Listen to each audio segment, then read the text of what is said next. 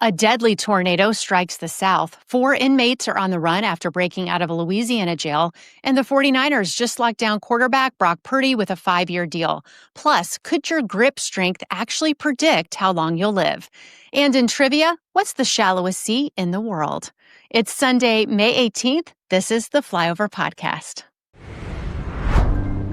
Welcome to the Flyover Podcast, taking you above the noise for an unbiased, high-altitude view of today's headlines with daily coverage that's honest and refreshing. Let's cruise the news and land the facts. Good morning. I'm your weekend host, Amy Hess. It's Sunday, and I hope you're getting a chance to relax, recharge, enjoy a little peace today. Before we go any further, I just want to give a quick thank you to our premium sponsor this month, Picasso. They're not your average real estate company. If you love the Flyover, do us a favor and check them out.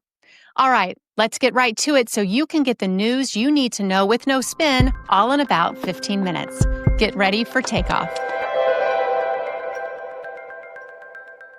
Here are the major stories we're following this Sunday.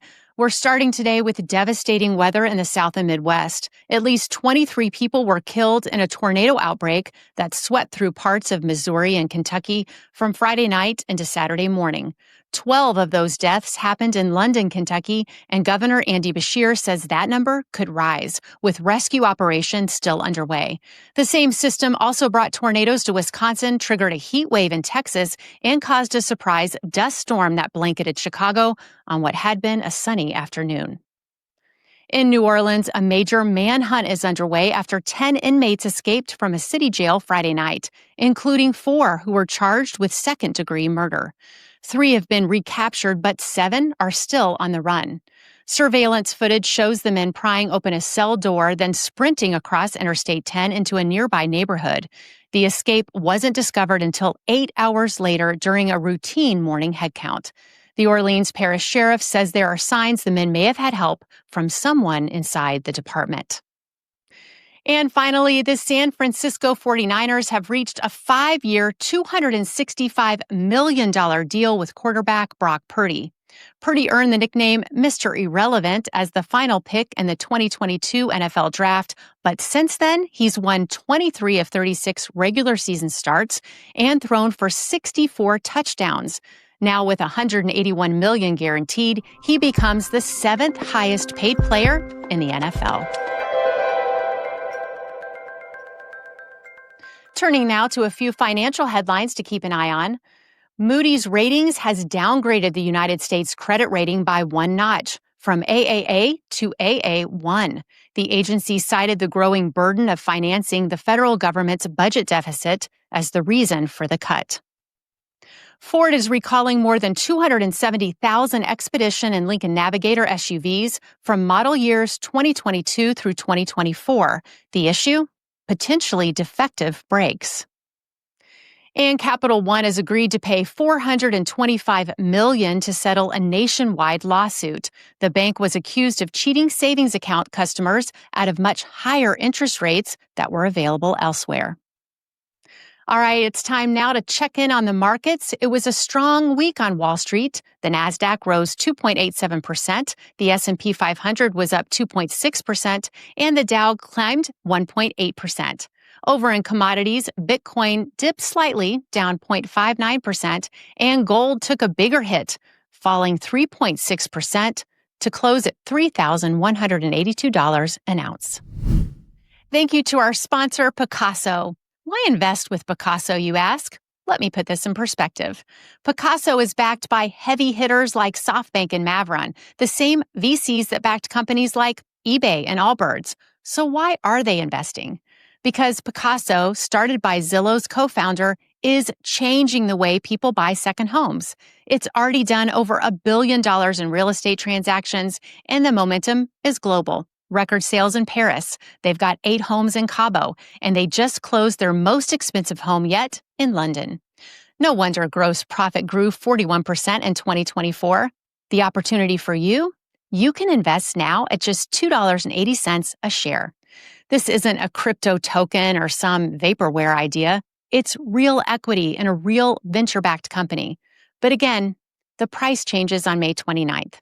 Head to Picasso.com/the flyover to get the full picture and make your move before that date. Again, that's PACASO.com/the flyover. Coming up, Alex Ovechkin just made a big announcement about his future in the NHL. And in our Sunday Rewind, can your favorite color really reveal your personality?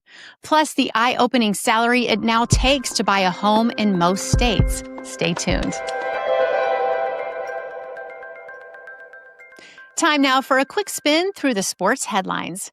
Alex Ovechkin, who became the NHL's all-time goal-scoring leader this season, says he'll be back for one more run. He plans to return for the final year of the 5-year, $47.5 million contract he signed back in 2021. Yankees fans turned their backs, literally, on Juan Soto when he took the field for the Mets game, his first game back at Yankee Stadium since leaving to sign a massive deal with the rival team. The message from the crowd was clear: fans haven't forgotten. Former Dallas Mavericks owner Mark Cuban is launching a $750 million private equity fund called Harbinger Sports Partners. It'll focus on investing in sports franchises. With team values climbing and demand for fresh funding growing, pro leagues have become more open to outside investment from private equity groups. Time now for Sunday Rewind, where we look back at a couple stories that our email subscribers clicked the most this last week. First up, do you have a favorite color? Therapists say it can reveal a lot about your personality. I remember this one from last week. Most of you said blue. Richard, one of our YouTube viewers, said, I'm blue and red. Oh, wait, that makes purple. I don't know then. I loved that one. Honestly, I think we're probably all a bit of every color, don't you? Here's a quick recap in case you missed it. Blue, calm and trustworthy. Green, driven and intelligent. Purple, creative and spiritual. Pink, compassionate and romantic. Red, passion and ambition. Orange, adventurous and spontaneous. Yellow, energetic and imaginative. Feel free to tell me which color best represents you in the YouTube or Spotify comments. Next, nearly half of U.S. households can't afford a home priced at $250,000, while the national median for a new home is now nearly double that. A new report using data from Realtor.com mapped out the income needed to buy a typical 3-bedroom home in every state. In 2025, buyers now need 6-figure salaries to afford a median-priced home in all but 15 states. Here are the 5 most expensive states. Hawaii, $229,000, Massachusetts, $216,000, California, $210,000, New York, $190,000, and Montana, $177,000. Montana's spot on the list is a standout. Experts say home prices there are climbing faster than incomes. On the flip side, West Virginia is the most affordable, where you'd need just $71,000 to buy a median-priced home. States like Mississippi, Ohio, and Indiana also rank among the most accessible. Still ahead, how strong is your grip? It might tell you more about your long-term health than any blood test. Plus, what's the going rate to say I do?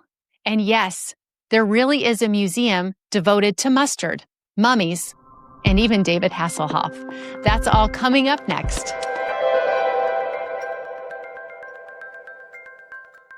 Next, it's time for quick hits, some other headlines making the rounds. First up, can your grip strength predict how long you'll live? According to researchers, yes. It's now considered one of the strongest indicators of overall health and even longevity. One long-term study found people with stronger grip strength in their 50s and 60s were 2.5 times more likely to live past 100. And it's not just about opening jars. Grip strength reflects your body's muscle quality, metabolic health, and even how well you might recover from illness. You can test it at home with a tennis ball. Just squeeze as hard as you can and try to hold it for up to 15 to 30 seconds. It's simple, but effective. I've definitely started thinking about exercise through the lens of longevity over the past couple of years, and one thing I keep in rotation for grip strength is the farmer's carry. I hold a 50-pound kettlebell in each hand and walk for a minute. I know it doesn't sound like much, but 60 seconds can feel like forever on some days. Next, wedding season is here, and the cost of saying I do still isn't cheap. According to The Knot, the average wedding last year ran about $33,000, down slightly from the year before, but still a major investment. The most expensive states? New Jersey, Rhode Island, and Illinois, where weddings average between $39,000 and $57,000. At the lower end, couples in Utah and Iowa spent closer to $18,000 to $19,000. Costs varied by guest count too. Small weddings with fewer than 50 people averaged $15,000, while larger celebrations topped $42,000. Nearly half of couples reported going over budget, and 2/3 took on some form of debt to pay for it. And finally, the world is full of strange and surprising museums, places where curiosity reigns and nothing is too weird to display. There's a Spam Museum in Minnesota, a Mustard Museum in Wisconsin, and a Texas museum devoted to more than 1,400 hand-decorated toilet seats. In Amsterdam, you can visit the Cat Cabinet, an entire museum celebrating felines and art. And if you're feeling brave, there's the Museum of the Weird in Austin, complete with shrunken heads and mummies. Feeling sentimental? Head to Croatia for the Museum of Broken Relationships, where people donate objects from love stories that didn't go the distance.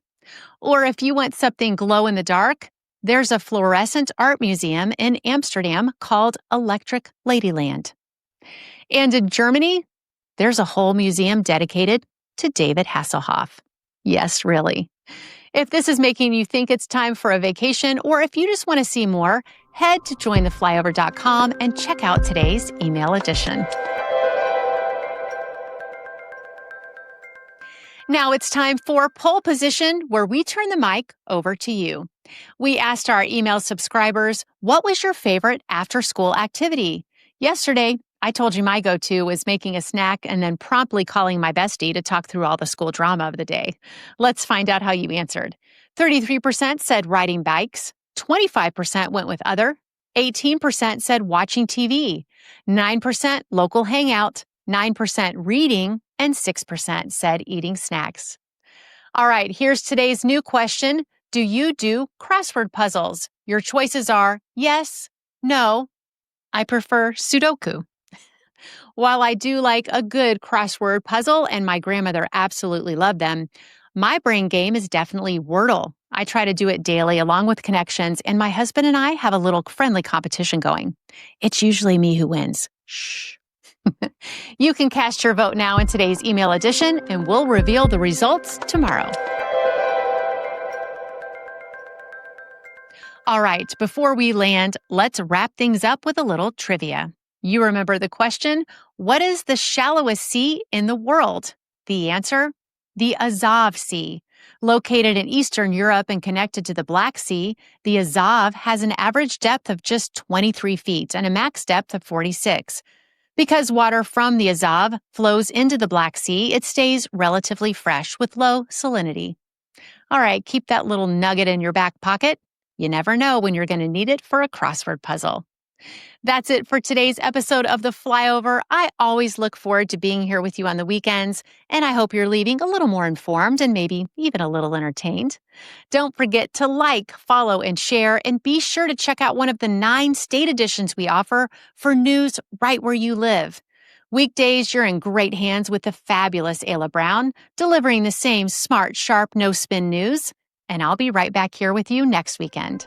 Enjoy your Sunday, and as always, thanks for flying with us.